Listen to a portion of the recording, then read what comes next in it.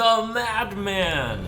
Welcome to the penultimate, for those of you who don't know that word, second to final, card reveal review.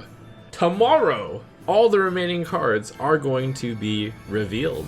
But a second to last card reveal this will be, because we have a winner.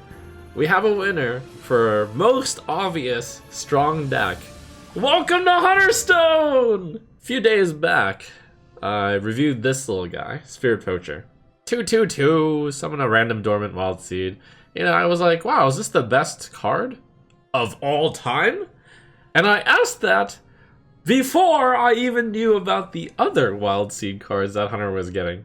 It's Ara'lon, the legendary from Hunter. 5 mana, 4/5, Battlecry, summon one of each dormant wild seed. To remind you all of what a wild seed is, a wild seed could contain the 1 mana 3/1 dormant for 1 turn, the 2 mana 2/5 dormant for 2 turns with taunt, or the 3 mana 5/4 dormant for 3 turns. When this awakens, equip a 4/2 great bow. Now, you're not supposed to do this, but if you were to give the most aggressive valuation to Ara'lon, you would just add up all of the stats on the dormant wild seeds as well as Ara'lon himself, and you would come up with Ara'lon summons a total of 14 attack, 15 health.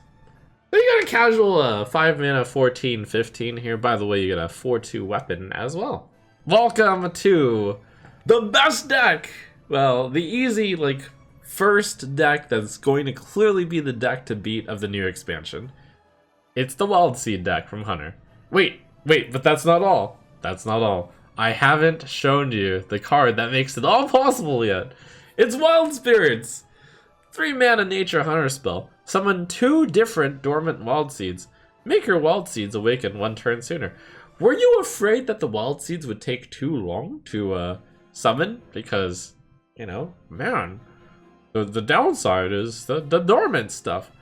And, the Spirit Poacher, yeah, you play it on turn 2. Sometimes you go 1, 2, or 3. Well, what if you followed your Spirit Poacher turn 2 with Wild Spirits turn 3? Now, you can make an argument that the Fox Spirit Wild Seed is worth a little bit less than 1 mana. The Bear Spirit Wild Seed is worth about 1 mana. The Stag Spirit Wild Seed is a little bit unknown of how much mana this would cost if it were a card, because dormant for 3 turns is a while. I would posit that perhaps it would be worth 2 mana. So you've got a 3 mana card that summons 2.4 mana worth of stuff, but the fact that you get the 1 turn sooner thing means that you buff those things by quite a bit. Your Fox Spirit Wild Seed is simply a 1 mana 3/1 rush. Your Bear Spirit Wild Seed is a much faster 2/5 taunt. It comes into play next turn. The Stag Spirit Wild Seed, it still takes a bit. It's dormant for 2 turns, but that's going to come into play a lot faster. Anyways, the point is, it's a really efficient card. It arguably was good enough if it just summoned 2 different dormant wild seeds. It's making your wild seeds awaken 1 turn sooner is the cherry on top. Furthermore, on top of that, the fact that you get 2 different dormant wild seeds means that you have a 66% chance of getting any single wild seed if you were hoping for it. But yeah, Spirit Poacher turn 2 and Wild Spirits turn 3 seems pretty good. Or Ara'lon turn 5 and the Wild Spirits turn 6. That also seems pretty good. If you can hit all of your wild seeds and you hit more than just the 2 that Wild Spirits is summoning, that seems pretty insane. Oh, one more thing. Just in case you needed a little bit more wild seed synergy on top, you got Stag Charge, 3 mana, deal 3 damage, summon a random dormant wild seed. So if we establish that a wild seed is worth approximately 1.25 mana, deal 3 damage is worth a little bit less than 2 mana. You bundle them together, you're supposed to charge a bundling fee, probably bumps it up to 3.5. So you're getting a discount, you're getting a Stag Charge, 3 mana. The Dormant Wild Seed gets a little bit better because you can potentially get the Dormant Wild Seed to wake up faster with Wild Spirits. Seems like all of this Wild Seed stuff does go together in the same deck. If you were to leave a Wild Seed card out, you'd probably leave out Stag Charge. But I think at first you certainly run Stag Charge with it. So I'm making the very early claim this will be the deck to beat, even though there's still 40 cards to be revealed. This entire dormant Wild Seed package just seems so strong. How are you going to build this Wild Seed deck? Well, It's a 7-card package. You'll toss this into whatever good mid-range deck exists. Could be an infused deck. Could be the Beast Hunter deck currently. Like, that actually could have some synergy as well. Alright, it's gonna be pretty hard to follow that one up. But we do at least have the Mage Legendary. Orion Mansion Manager. 4 mana 3/5 Legendary. After a friendly secret is revealed, cast a different Mage Secret and gain +2/+2. This card used to not have the and gain +2/+2 at the end. So, last second, massive buff to the card.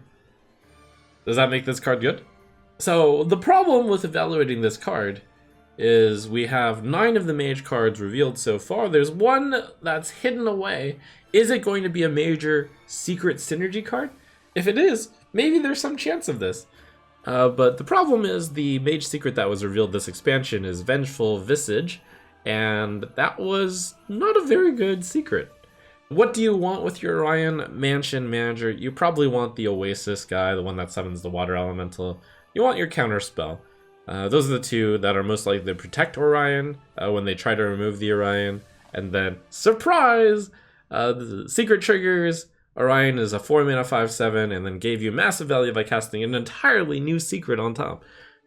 This does trigger even if you have a Paladin secret trigger, which is possible with the 2 mana 2/2, which generates a secret from another class. The only problem right now, it's a pretty big problem, but if we're being optimistic, the only problem is that there aren't really great secrets, and there aren't really great secret payoffs. So that's few problems for Orion Mansion Manager. It's alright. It's alright though. We're ending strong with the Druid Widowbloom Seedsman, a 4 mana 3/2 battlecry. Draw a nature spell, gain an empty mana crystal. Alright, well, most Druid decks are going to have nature spells in them. So it'll always be draw a card pretty much. Draw a nature spell is arguably even better than draw a card because you have a better idea of what you're getting. Gain an empty mana crystal. Mirekeeper was run way back in the day, which is 4 mana 3/3, gain an empty mana crystal most of the time when you play it on 4 certainly. So this card, you lost 1 health and stats, but you got to draw a card. That's a pretty good deal. If you consider Wild Growth to be a reasonable, decent card, and it is played, you add 1 mana on your Wild Growth in order to gain an entirely new card, like get an extra card, and you get a 3/2. Seedsman does combo with Topior, the Shrubagazor, because Topior wants you to cast nature spells. I see the possibility for a nature druid deck, which plays Topior and maybe copies Topior's effects a few times. Once is usually enough, but then you just slowly attrition down the opponent with the 3/3 Whelps with Rush. That's a deck archetype that I'm going to be trying in the Theorycraft stuff. Yeah, looking forward to the Theorycraft day. Looking forward to seeing all the remaining cards.